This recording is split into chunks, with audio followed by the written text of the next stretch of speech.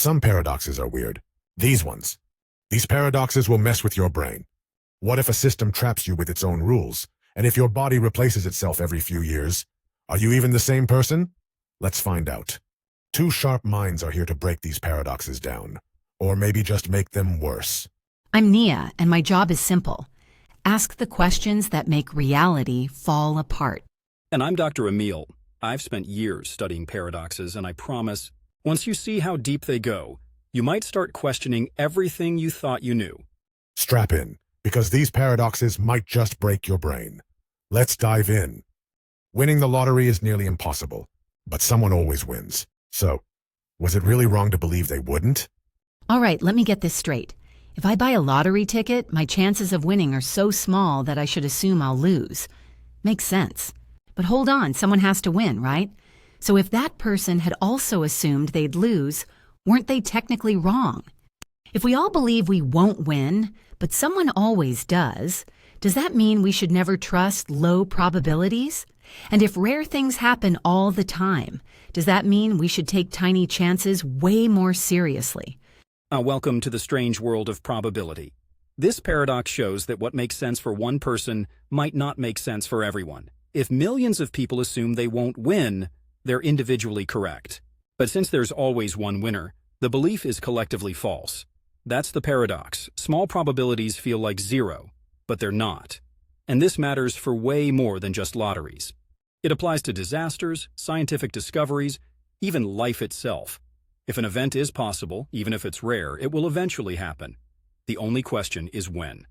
Wait, so are we just underestimating how often rare things happen? Like, if a 1 in a million event has a tiny chance of happening to me, but I'm one of billions of people, does that mean crazy things are actually happening all the time? What about disasters? If an apocalypse-level event has a 0.0 or a 1% chance of happening every year, does that mean we should assume the world will eventually end? Exactly. Low odds don't mean never, they just mean not often. Over time, even the rarest events become inevitable. That's why we prepare for disasters, even if they seem unlikely. It's why casinos always win in the long run, because probability is not on your side. And here's the real kicker. If small chances eventually add up, does that mean nothing is truly impossible? If you roll the dice long enough, does anything become inevitable? So, if rare events aren't as rare as they seem, what else are we underestimating? Am I accidentally ignoring low probability things that might actually happen to me? And if impossible things just take a long time to happen, does that mean the wildest, craziest ideas might actually become real one day? That's the scary part. Our brains are wired to ignore low chances, but the universe doesn't work that way. If something can happen, it will. Eventually. And speaking of things backfiring, what if trying to help something actually destroys it? The paradox of enrichment is next, and trust me, it's not what you think. So, if rare things happen more often than we realize, what else are we overlooking? But if you think probability is weird, wait until you see why helping can actually make things worse. The paradox of enrichment is next. Helping is always good, right? What if too much help actually destroys the very thing you're trying to protect? Okay, explain this one to me. Imagine a nature reserve where predators, wolves for example, are removed to protect the prey animals, like deer. No more wolves, no more danger, right? But then, bam, the deer population explodes. They eat all the food, and suddenly they start dying anyway. So we tried to help, but somehow we made things way worse. That makes no sense. How does removing a problem actually cause a bigger problem? Welcome to the paradox of enrichment, where trying to protect something actually weakens it. This isn't just about ecosystems. It happens in economics, education, even parenting. When a system is too protected, it stops developing the resilience it needs to survive. Think about it. If a kid never faces failure, how will they handle real challenges later? If a business never has competition, how does it improve? The harder we try to eliminate struggle, the more fragile things become. Hold on, so this means struggle is actually necessary? But that feels wrong. We spend our whole lives trying to make things easier, not harder. But now you're saying that too much help makes us weaker? So does this mean protecting weak businesses, bad ideas, or even toxic relationships might actually be hurting us in the long run? If we keep saving things that should fail, do we just end up stuck with a world full of problems that should have disappeared? Exactly. If we never let things fail, we also never let them evolve. That's why some economists argue that bailing out failing companies just keeps weak businesses alive, slowing down progress. It's why overprotective parents accidentally make their kids less independent. And in history, civilizations that were too safe, too comfortable, and too dependent on their leaders often collapsed because they had no way to adapt when real problems hit. So the big question is, how much struggle is actually good? Oh no, this is making way too much sense. This explains why the hardest moments in life are the ones that make people stronger. And now I'm wondering, where else does this apply? Are we accidentally making ourselves weaker by avoiding every challenge? What if all the self-help advice telling us to stay positive and remove negativity is actually setting us up for failure? What if the struggles we avoid today are the ones we'll need tomorrow? That's the real paradox. The more we try to remove struggle, the worse it gets. And if a system can't grow stronger, it collapses the moment things go wrong. But speaking of impossible situations, what if you were trapped by a system's own rules? No way forward, no way out. The Catch-22 paradox is next, and trust me, it's a nightmare. So, if too much help actually makes things weaker, how do we find the balance? And if protecting something can destroy it, what else are we doing wrong? But if that wasn't frustrating enough, wait until you hear about a paradox where no matter what you do, you lose. The Catch-22 paradox is next. Ever been in a situation where no matter what you do, you're stuck?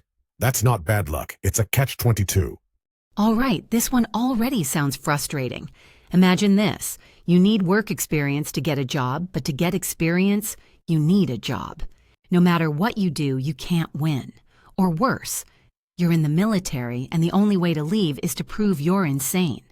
But if you realize war is dangerous and want to leave, that means you're actually sane. So you have to stay. What? That's a trap, not logic. How does this even happen? Welcome to the world of self-reinforcing traps. A Catch-22 happens when a rule contradicts itself, making it impossible to escape. And trust me, they're everywhere.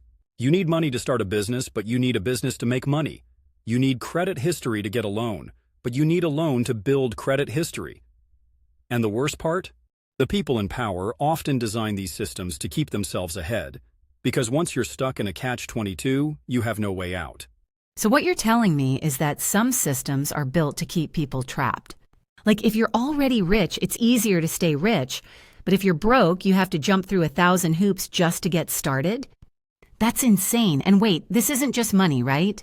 This happens in politics too. If you need power to change the system, but you need the system's approval to get power, doesn't that mean real change is almost impossible? Exactly. Catch-22s are built into jobs, laws, social structures, and even technology. Think about publishing a book. Publishers won't take a risk on new writers, but new writers can't prove themselves without getting published. And here's the worst part. Some Catch-22s are so deeply embedded that most people don't even realize they're trapped. They just assume that's how the system works. But if every system is built with loops that favor the already powerful, how do you ever break free? Okay, now I'm rethinking everything. How many Catch-22s am I stuck in right now without even realizing it? Am I wasting time following rules that are designed to keep me from moving forward? And if so, what's the actual solution? If a system's own rules are the problem, do we have to break the rules to escape? That's the terrifying part. Sometimes the only way out is to break the system itself. But that brings up an even bigger question. What actually makes something itself? If you replace every part of something over time, is it still the same thing? That's the ship of Theseus paradox, and trust me, it might just make you question your own identity. So, if some systems are designed to trap us, how do we break free? But before we answer that, let's talk about something even stranger. What happens when something slowly changes over time? At what point does it stop being itself? The ship of Theseus paradox is next. If you replace every part of something, is it still the same thing? Or does it become something new? Let's say there's an old ship, and over time, we replace one plank at a time. Eventually, every single piece is new. At what point did it stop being the original ship? And hold on, it gets worse. What if we take all the old pieces and build a second ship? Now, which one is the real ship of Theseus? Or are both real? Or neither? The ship of Theseus, also known as the identity crisis paradox. This problem isn't just about boats, it's about everything. If every cell in your body is replaced over time, are you still the same person?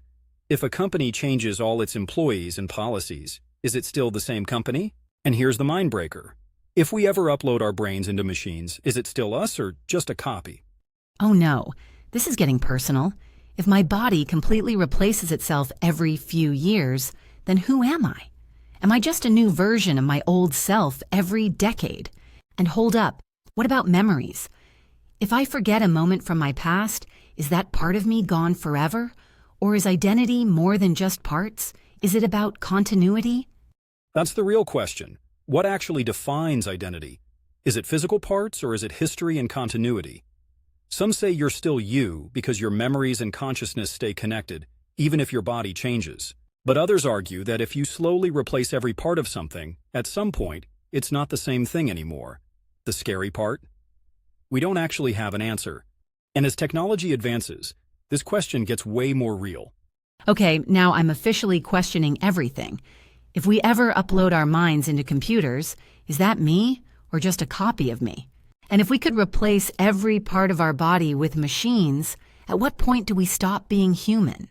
And if identity is just a continuation of memory, does that mean we're all just evolving versions of ourselves? Never really the same person we were before? That's the paradox. Identity feels obvious to you until you try to define it. And if the ship of Theseus can still be the same ship, even after every part is replaced, then are we just ships of Theseus too? But that's a question for another time. If paradoxes like this blow your mind, click on the next video. Because trust me, there's plenty more reality-breaking ideas waiting for you.